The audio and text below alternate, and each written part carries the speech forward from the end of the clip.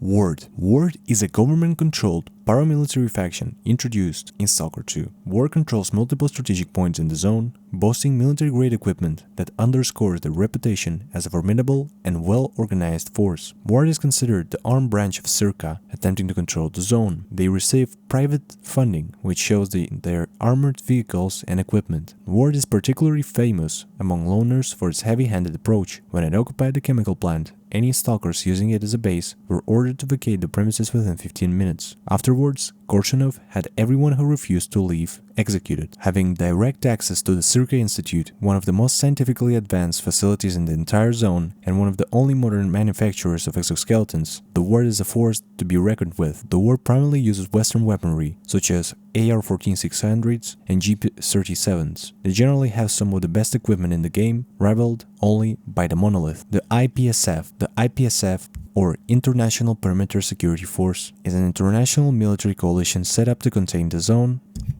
The IPSF succeeded in the units of the Ukrainian military, responsible for securing and containing the zone following its expansion. The coalition has soldiers from other countries such as Italy, Germany, and the USA. Personnel employed by the IPSF are governed by the Code of Professional Ethics and the IPSF statute, which among others includes the duty to protect the perimeter from mutants and armed groups, prevent crossings, assisting scientists, and acting with impartiality. Personnel are specifically banned from entering anomalies and handling artifacts. In practice, a lot depends on the commanding officer, and one, Captain Sukhin of the S.T.A.L.K.E.R, is notorious for his corruption, trading in illicit artifacts, robbing stalkers, and of course, retaliating against soldiers under his command who show some integrity. Duga is one of the principal centers of IPSF activities. The WARD is the official law enforcement within the zone and has standing orders to not use force against the IPSF. While the IPSF is technically supposed to deal with stalkers and other incursions, in practice, there's a silent agreement about the IPSF turning a blind eye to stalkers as long as they behave themselves and don't bother the military. Bribes also play a critical role in such conditional blindness. The IPSF relies on standardized military equipment and vehicles, typically of Warsaw-Pact provenance. Soldiers use either the AKM-74-2U or AKM-74-2 with a PM as a sidearm, and vehicles used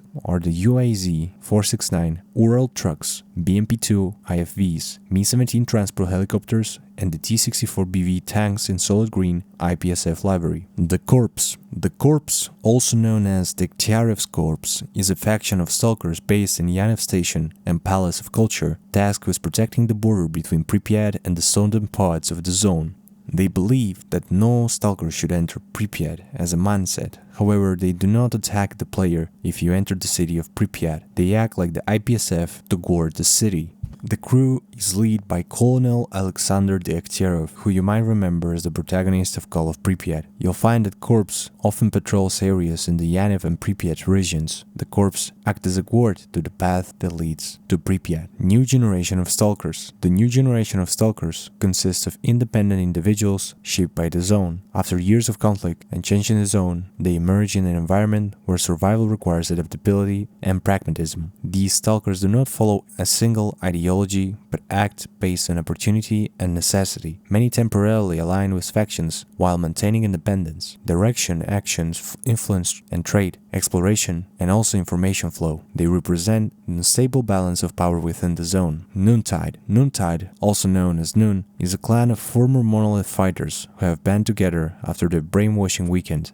After the events of S.T.A.L.K.E.R Shadow of Chernobyl, the monolith brainwashing began to weaken. The once fanatical fighters wandered the zone without purpose. One such squad was Striders, later helped by Major Degtyarev, and will later end up forming Noontide after Fast found him. In the years that followed, the group set up a base at Wild Island, alongside taking over the waste processing station, surrounded by chemical anomalies and water. In 2013, Noon took part in the D4 agreement, potentially alongside Operation Zenith. It is said that they agreed to do unspeakable things. That their past as monolith fighters, many Noontide have weak psi resistance and can easily succumb to zombification. Usually, Noontide members use their usual ex-monolith equipment, such as the monolith suit, the monolith Seva suit, and the exoskeleton S.T.A.L.K.E.R.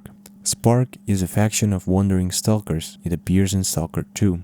S.T.A.L.K.E R is a ragtag faction of stalkers who follow S.T.A.L.K.E.'s ideal view of the zone. They strive for the so-called shining zone, the opposite of the current dark side of the zone. Part of S.T.A.L.K.E.'s stalkers assist the scientists at Malachite, led by Professor Zdorsky, in carrying out field research. It was formed after the original S.T.A.L.K.E.R scientific research and investigation team was wiped out by Ward. While S.T.A.L.K.E.R used the same name, none of the surviving members joined the new faction. Under S.T.A.L.K.E.R, S.T.A.L.K.E.R would fight a shadow war within the zone. Initially against Ward, the war would boil over into S.T.A.L.K.E.R waking up Monolith and using emitters to spread his ideals of the Shining Zone. S.T.A.L.K.E.R members are better equipped than the average loner in the zone. As they are working with the Malachite scientists, they can usually afford better weapons and equipment. S.T.A.L.K.E.R members can be seen armed with various types of firearms, and they are one of the factions utilizing both Russian and Western-made weaponry.